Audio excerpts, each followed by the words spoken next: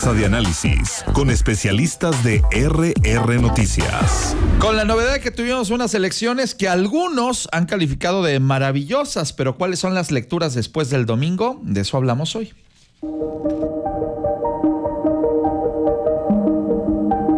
La pasada jornada electoral extraordinaria y las elecciones locales en Veracruz y Durango han sido el reflejo de un domingo de contrastes y claroscuros. A pesar de la baja participación electoral, Morena ha logrado colocar a sus afines en la Suprema Corte de Justicia de la Nación. En contraparte, el partido se ha estrellado en dos elecciones locales. ¿Quién ganó y quién perdió en las elecciones judiciales, así como con los resultados arrojados en la jornada electoral en Durango y Veracruz? Tras las elecciones judiciales extraordinarias y con casi la totalidad de las casillas computadas, la Suprema Corte de Justicia de la Nación sería conformada por 9 ministros afines a la 4T. La presidencia, de acuerdo al conteo del INE, sería para Hugo Aguilar Ortiz, abogado de origen mixteco, quien tuvo a su cargo las consultas para las obras prioritarias del expresidente Andrés Manuel López Obrador. Aunque la presidenta Claudia Sheinbaum ha asegurado que la Constitución da preferencia a una mujer, la titular del Instituto Nacional Electoral, Guadalupe Tadei, ha destacado que la Corte será presidida por el candidato a ministro o ministra que tenga más votos. La Suprema Corte de Justicia también estaría integrada por Lenia Batres, Yasmín Esquivel, Loreta Ortiz, María Estela Ríos, Giovanni Azael Figueroa, Irving Espinosa, Arístide Rodrigo Guerrero y Sara Irene Herrerías. Tras las elecciones, la presidenta de México, Claudia Sheinbaum, aseguró que fue todo un éxito, a pesar de que el INE destacó que la participación ciudadana apenas rozó el 13.3% y la oposición calificó el proceso como una farsa. El domingo 1 de junio también sirvió de marco para que los partidos midieran fuerzas electorales en Veracruz y Durango. De las 212 alcaldías de Veracruz, 60 fueron para la coalición Sigamos Haciendo Historia, conformada por Morena y Partido Verde, 41 para Movimiento Ciudadano, 34 para el PAN, 28 para el Partido del Trabajo, 23 para el PRI, 13 para el Verde Ecologista y 11 para Morena, así como una independiente. En Durango, el PAN y PRI se hicieron de 20 presidencias municipales, mientras que Morena y sus aliados tendrían 16 municipios. ¿Qué le pasó a Morena en las elecciones de Durango y Veracruz? Bueno, pues es parte de lo que platicaremos el día de hoy. Ahí plantea ya desde ahora nuestra querida Tere Garay, directora de RR Noticias, esta pues inquietud, y será sin duda uno de los temas que vamos a comentar enseguida aquí en la mesa de análisis político de RR Noticias. Ya los sorteamos previamente, ya están sentados aquí a la mesa, algunos de ellos, otros se van a conectar con nosotros a la distancia, pero cerca, justamente en las ideas. Así es que quiero agradecerles en el orden en el que los sorteamos previamente a nuestros invitados el día de hoy. No me lo vas a creer, Juan Luis Íñiguez, te volvió a tocar el número 1. Buenos días y bienvenido. Encantado de estar en esta gran mesa de análisis, saludando a tu auditorio con mucho cariño. Don Sergio Camacho, usted es el number 2. Don Ángel, también con el gusto de cada miércoles de estar en RR Noticias. Gracias por estar aquí esta mañana, Jorge Luis Montes, bienvenido. Hola Ángel, muchas gracias, como siempre un placer estar con todas y todos ustedes. Bienvenido, querido Jorge. Don Víctor Cuevas, ¿dónde estará? Por favor, una alerta Amber para localizar a Víctor. ¡Ah! Aquí está, es que hoy viene en un color muy discreto, viene muy fosfo. ¿Cómo estás, Víctor? Muy buenos días, mi estimado Ángel, con todo el privilegio de estar en los micrófonos más escuchados de Querétaro. Gracias por estar aquí esta mañana a los 4, bienvenidos. Bueno, primera lectura de lo que pasó el domingo. Arranco contigo, Juan Luis Íñiguez. Sin lugar a dudas, estimado Ángel, como lo dijimos de forma previa, una advertencia, nuestra necesidad de participar como medida de acción efectiva contra perfiles dictados desde la más alta esfera del poder durante el proceso, observando un desinterés, una desinformación y una muy triste desolación en las urnas. Y después, evidentemente, la lectura de la ausencia del 87% que requiere pues una condición de responsabilidad elemental. Y tal como lo leí en el texto que emitió la Conferencia del Episcopado Mexicano, pues todos los actores políticos tendrán que ponderar con madurez la posibilidad de corregir. Esto es posible, porque no debemos justificar los acuerdos del pasado desde la oscuridad en la que se nombraban los funcionarios del Poder Judicial, para dar paso ahora a un proceso dictado, preconcebido y configurado para que quedaran personajes dispuestos a usar togas color guinda. Gracias, Juan Luis. Sergio Camacho, tu punto de vista. Ángel, bueno, pues como lo comenta Juan Luis, ¿no? Pues se confirma lo que se veía venir en un proceso que viene desde de la muy desaseada aprobación de la reforma en su momento, un proceso muy precipitado, confuso, con unas reglas que limitaban incluso vamos a decirlo así, la promoción de los diferentes candidatos, con unas reglas que también impedían una fácil inscripción para los que hubiesen deseado participar, una serie de cosas donde vemos, vamos a decirlo así, como en otras elecciones, ¿no? Claros ganadores y claros perdedores. Sí. Y en el caso de quién triunfa, bueno, pues triunfa el descontento, triunfa el abstencionismo, el desinterés y el mostrar que la ciudadanía, no, a pesar de la enorme propaganda, de la enorme aceptación de la presidenta que hizo una promoción de mucho del asunto, se llegó a este escaso 13% de participación. Y bueno, pues por otro lado, y ya lo comentamos más adelante, pues claramente también gana Morena, consolidándose como el partido hegemónico de nuestro país. Bien, muchas gracias, Sergio. Voy ahora contigo, Jorge Luis Montes, tu punto de vista. En general, Ángel, me parece que es un balance positivo lo que ocurrió el pasado domingo con esta histórica elección de las y los integrantes del Poder Judicial. Ya decíamos, esto es la cuarta transformación, es la punta de lanza a nivel mundial. Creo y lo vamos a ver en el futuro, que habrá países que buscarán este esquema de elección de sus poderes judiciales ante tanta problemática que se presentó. Ha tenido un 13% de participación. Yo diría, si lo ponemos en perspectiva, me parece que es una buena participación para hacer un primer ejercicio. Tenemos que seguir trabajando con la gente para que siga participando más en estos procesos que son fundamentales para una democracia. Eso nadie lo podemos negar, que la participación de la gente es el corazón de la democracia, y es lo que ha buscado este proceso del domingo. En general me parece que es un buen balance lo que ha ocurrido en México. Gracias, Jorge. Voy ahora contigo, Víctor Cuevas. Pues se cumplió lo dicho, lo que todos habíamos expresado acerca de esta reforma al Poder Judicial. Se consolida la farsa en un proceso profundamente desaseado, donde al final la voluntad de Morena es la que termina imponiéndose en las urnas, porque tal cual distribuían los acordeones, tal cual con los resultados que vamos conociendo hasta el día de hoy, se están replicando en las casillas donde hubo una escasísima participación por parte de la sociedad. Me parece que muy pocas personas podemos decir que fueron de voluntad propia y con una reflexión personalísima para participar en el proceso. La gran mayoría de esta escasa participación tuvo alguna motivación partidista o por algún delito electoral presumible, como la coacción de los programas sociales.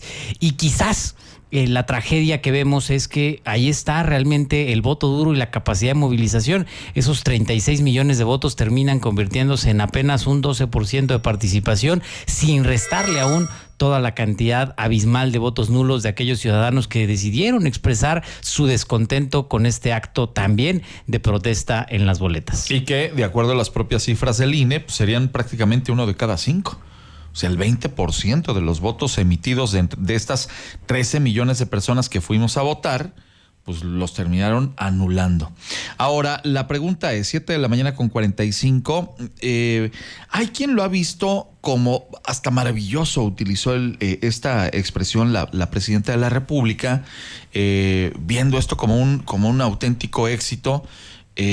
Otros lo han calificado como una especie de referendo, y al decir que de 100 millones de personas que están en el padrón, solamente 13 fueron, quiere decir que 87 estarían en contra de la presidenta y del gobierno, etcétera, etcétera. Entonces yo creo que ni una cosa ni la otra, pero ustedes me dirán qué opinión les merece este asunto, en donde yo hacía el comparativo desde el lunes. Es como haber preparado una fiesta para 100 personas y nomás llegaron 13. Entonces casi había más meseros y mariachis que los propios comensales, pero pues ahora sí que depende del punto de vista de cada quien analizar si eso fue un éxito o fue un fracaso. ¿Tú qué piensas, Juan Luis? Preocupado porque no hay una lectura responsable desde la más alta esfera del poder en México. La presidenta justifica la baja participación en una elección que además tuvo un costo de 7,000 millones de pesos, de los 12,000 que se habían solicitado, estimado Ángel, pasando de los 150 pesos que costó cada voto en la elección federal del 2024 a 583 pesos que costó cada voto en la elección del Poder Judicial. Y además, tristísimo ver a la presidenta dándole con todo a la oposición. Una vergüenza escuchar a una jefa de Estado comportarse como jefa de partido, cuando pues evidentemente el riesgo de esta dictadura constitucional pues es evidente. Morena desbancó a Celso Piña como el rey del acordeón y preocupados debieran estar en el INE ante el evidente triunfo en las urnas de la mamá de Noroña. Bueno, gracias, Juan Luis. Sergio Camacho, tu punto de vista. Sí, Ángel, bueno, sí, se comentaba esto, ¿no? Y cerraba el bloque anterior de, bueno, gana Morena, ¿no? Gana porque sí se consolida lo que mucho criticó en su momento, ¿no? Como ese PRI de los 70 años que gobernaba y tenía el control sobre todo. Y bueno, ahorita lo comentaba Juan Luis, de cómo la presidenta hace su mención ensalzando este proceso que no tiene para nada de qué presumirse, y menos de la consolidación del poder, ¿no? Donde incluso la presidenta ya lanza mensajes de cómo se debe de comportar este nuevo poder judicial, cuando pues, al final son poderes independientes, ¿no? Y si bien debería haber un trato cordial y de respeto, se nota en el diálogo o en las expresiones de la presidenta el control que siente que puede tener sobre este poder ahora mismo. Entonces, y bueno, pues que pierde la democracia, pierde también la democracia porque el abstencionismo fue enorme, ¿no? Y vemos que no levantó ninguna expectativa, o más bien tenía una expectativa que nunca fue real, ¿no? Claro. Y que es muy sorprendente que a pesar de que de la presidenta tiene estos números del 60-70% de aprobación, pues no necesariamente termina siendo una figura popular que lleve a la gente a las urnas. Es cierto. Bueno, mi querido Jorge Luis Montes. Yo insisto en el tema de la perspectiva. Obviamente pudo haber sido mejor la votación. También reconozcamos que no hubo campañas como tradicionalmente las conocemos para los ejecutivos y el poder legislativo. Entonces fueron unas elecciones donde los candidatos, las candidatas no hicieron o utilizaron los recursos, que también es algo sano, que no se usen recursos como se despilfarran en las campañas tradicionales que conocemos. Ahora, yo veía números, están 13 millones de votos, no es poca cosa. Para que la gente lo vea en perspectiva, y yo insisto en eso, el gobernador Mauricio Curi tuvo 389,000 votos, por ejemplo. Yo sé que es el espacio de comparación es distinto, pero son 389,000 votos los que tiene él. Es decir, esta votación del Poder Judicial tuvo 34 veces más los votos que tuvo el gobernador. Es decir, no es poca cosa y no tenemos que subestimar la participación de la gente el pasado domingo. Yo creo que la perspectiva con la que la veamos es clave, y a mí me gustaría verla desde el lado positivo, desde lo histórico que ha sido esta participación del pasado domingo. Pues sí, Jorge, pero no nos hagamos que la Virgen se apareció en el Tepeyac. O sea, a final de cuentas tenemos un padrón electoral de 1 millón de personas, y que de ahí hayan votado 300 y pico mil, pues estamos hablando que 1 de cada 3. En cambio, pues acá nos quedaron a deber la gente que salió a votar, o que salimos a votar el domingo, pues somos apenas 1 de cada 10 de los mexicanos, grosso modo. ¿O tú qué crees, Víctor? Pues efectivamente se consolida este fracaso en términos democráticos, y nuevamente damos cuenta de que toda la construcción que hizo Morena de esta reforma al Poder Judicial era claramente intencional para hacerse del control de este poder. Desde el principio así estuvo diseñado. Ellos se benefician de la baja participación. Los candidatos que resultan ganadores a partir del número de votos son los que Morena estuvo impulsando, y con todo esto lo único que nos reflejan es que precisamente fue una farsa, un montaje, un ejercicio de simulación para tratar de darle una poca de legitimidad a un proceso que ellos ya habían decidido, que ellos ya habían construido, y que en este estira y afloje que se tuvo con el intento de convencer de que era algo positivo para el país, terminan llevándonos a un ejercicio donde francamente no nos damos cuenta que no tuvo ni pies ni cabeza en ningún momento, y ellos, que son los maestros de la la maroma, ahora buscan encontrar razones, formas de justificar la tan bajísima participación que se tuvo, lo que aparentemente decían que el pueblo estaba deseoso por tener y por lograr a llegar a ser, y que la realidad es que los ciudadanos son insensibles al Poder Judicial, porque la gran mayoría de nosotros nunca vamos a tener un problema que amerite llegar a un magistrado, a un ministro de la Corte, es más, ni siquiera a un juez. Son escasos los ciudadanos que tienen asuntos con el Poder Judicial. No, también seamos honestos, o sea, y me lo decía aquí nuestro querido Carlos Pacheco el día de ayer, a duras penas los mexicanos sabemos qué hace un diputado o un senador, pues peor tantito al preguntarle qué hace un juez de distrito o un magistrado. La verdad es que tenemos poco conocimiento de ello en general y pues se reflejó en lo que vimos el domingo. Pero bueno, Tere Garay, la directora de RR Noticias, tiene más del contexto de la mesa de esta mañana.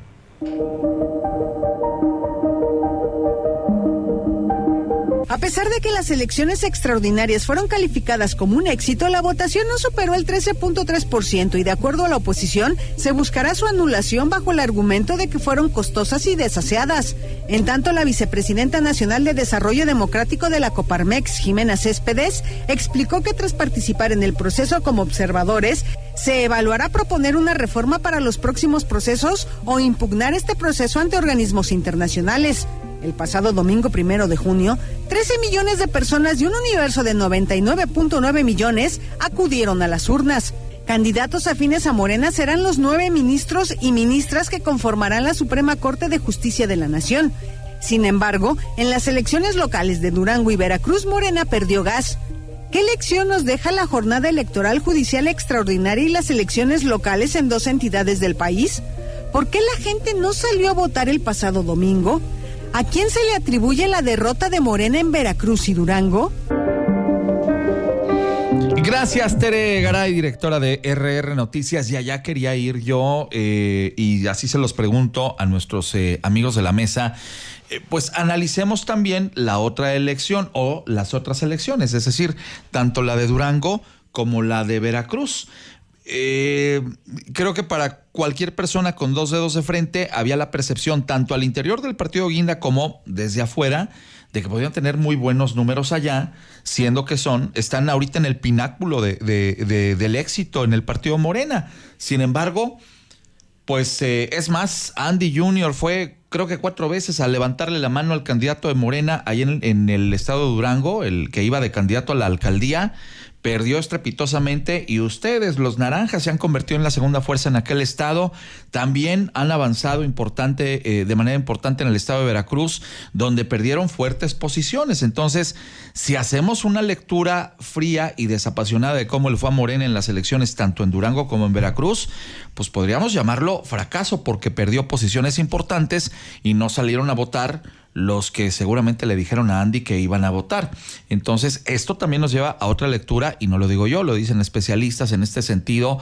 Muchos empiezan a ver en Andrés Manuel López Beltrán, el secretario de organización de Morena, el gran responsable de la poca movilización del partido o de los militantes del partido en general en la votación del domingo, pero particularmente en esos 2 estados. ¿A ti qué opinión te merece, Juan Luis? ¿Qué pasó ahí? Sí, estimado Ángel, pues es una gran pregunta y finalmente decirte que pues precisamente el agandalle, esa actitud no es algo que aprecie el pueblo. Todo esto tiene un antecedente, estimado Ángel, un momento que cambió el destino, en el que se construye una representación excesiva en el Congreso a partir de que Morena y aliados construyen una mayoría calificada para hacer trapacerías, y esto es una realidad. Lo que toca la cuarta transformación pues es un fracaso. Ahí está el Tren Maya, el AIFA, la refinería, el INSABI y ahora estas elecciones, y sin duda alguna es una esperanza que yo lo podría calificar como un bostezo mañanero que antecede el despertar del pueblo mexicano. Pues observar que Morena ya tuvo una derrota significativa, que es el gran perdedor de estas elecciones en Durango y Veracruz, y evidentemente no pueden ellos, si así le conviene a sus intereses, pues dejar de ser autocríticos. Hay un exceso, hay una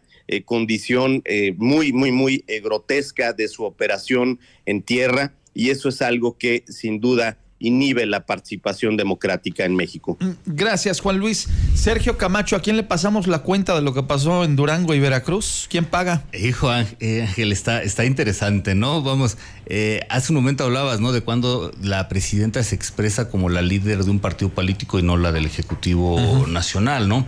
Y por otro lado vemos en Morena, en las partes operativas, ¿no? A un Andrés Manuel López Beltrán y a María Luisa Alcalde, que más allá de ella haber iniciado muy joven en las filas del obradorismo, bueno, pues ¿cuáles son los méritos de Andrés Manuel López Beltrán, ¿no? Pues que es el hijo de Andrés Manuel López Obrador, ¿qué más mérito quieres? Si es solo eso, pues parece que no le está resultando suficiente como operador político. Y Morena tiene que estar muy atento de lo que sucedió en el pasado, ¿no? Ya ha habido un par de varias alternancias, la de PRI-PAN, PAN-PRI y ahora con Morena. Bueno, pues la gente sí de repente pudiera estar dando bandazos, ¿no? Y vamos, lo vemos en Veracruz, donde vamos, en Durango un avance más significativo en cuanto al número de población gobernada ahora por Morena, pero en Veracruz, donde sí se podría ver un claro retroceso, ¿no? Sobre todo después de venir de la cúspide del triunfo electoral de la presidencia Claudia Sheinbaum, pasa factura el mal gobierno de su momento de Cuitláhuac allá en Veracruz, y entonces, como lo dice Juan Luis, ¿no? Sí se pueden dar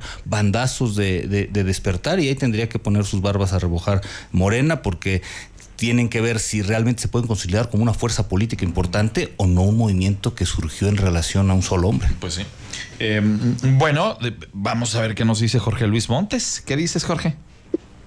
Me recuerda cuando aquella elección de gubernaturas Marco Cortés salía a decir, sí, no, nos ganó Morena, dijeron que nos iban a ganar todas las gubernaturas, y no es cierto, nosotros les ganamos una. O sea, el triunfalismo de la oposición también en estas elecciones. Por ejemplo, en Durango, Morena gobernaba el 15% de la población, y ahora, después de esta elección, gobierna el 33%. Por ejemplo, hay un aumento porcentual muy importante en la población que va a gobernar Morena después de esta elección. En Veracruz, por ejemplo, de 103 municipios, ahora vamos a gobernar como coalición con el Partido Verde y con el PT 112 municipios. Subimos del 60% de la población gobernada al 65%.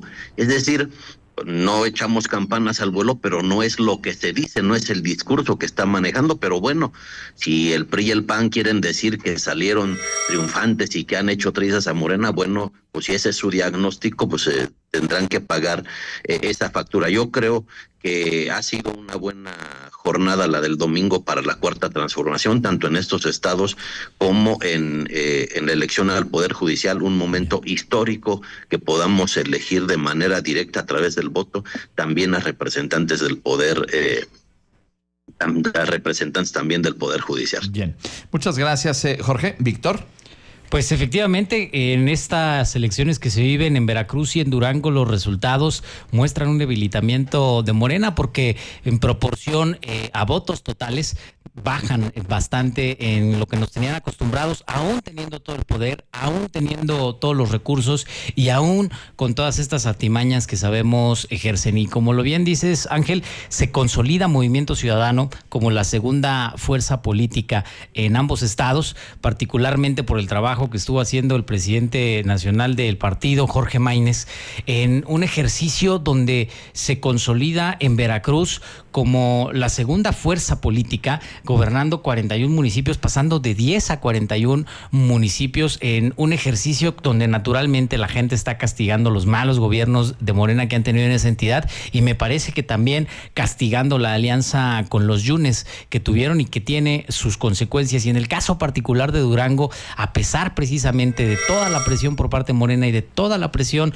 por el bloque del PRI-PAN, Movimiento Ciudadano logra consolidarse también bastante interesante en ese estado del norte y termina siendo el gran ganador de esta justa electoral. Bueno, muchas gracias, Víctor. Nada más un apunte. Es interesante en el caso de Andrés Manuel López Beltrán el hecho de que pues él fue el operador político para el voto del año pasado y la victoria de Claudia Sheinbaum. Entonces, el mismo que resultó exitoso el año pasado, ahora la verdad es que queda con cuentas mochas en la elección de este domingo. Entonces, un tema, pues ahora sí que para el análisis, ¿qué le falló a Andrés Manuel López Beltrán, que se supone que conocía al dedillo todos los mapas electorales y pues algo le pasó, se le cayó el Wi-Fi.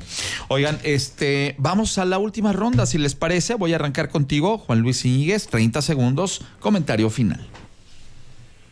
2 reflexiones para tu auditorio, estimado Ángel. ¿Cómo queda ya la arquitectura constitucional diseñada para imponer la ley Garrote con facultades excesivas, lo cual es una tentación para los practicantes de la prepotencia?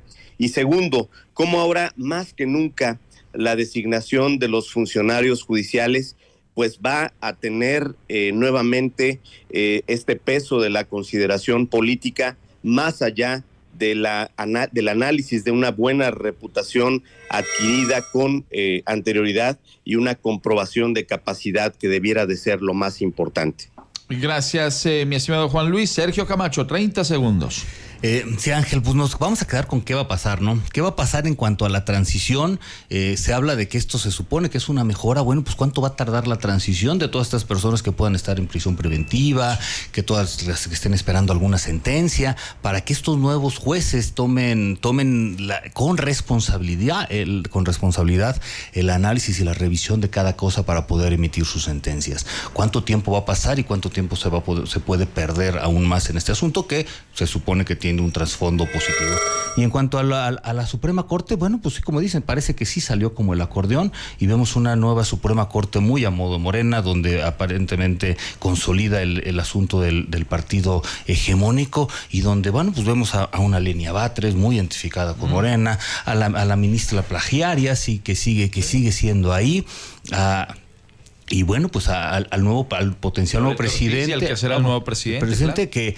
que muy bien por él, por así decirlo, pero bueno, más allá de las credenciales, la primer porra que le echa, incluso la presidenta, es su origen más que otra cosa. Sin duda. Bueno, ya están construyendo la narrativa de que tenemos otro Benito Juárez, ¿no? Algo así. Oiga, vamos a saludar a Jorge Luis Montes con su comentario final. 30 segundos. Adelante, Jorge.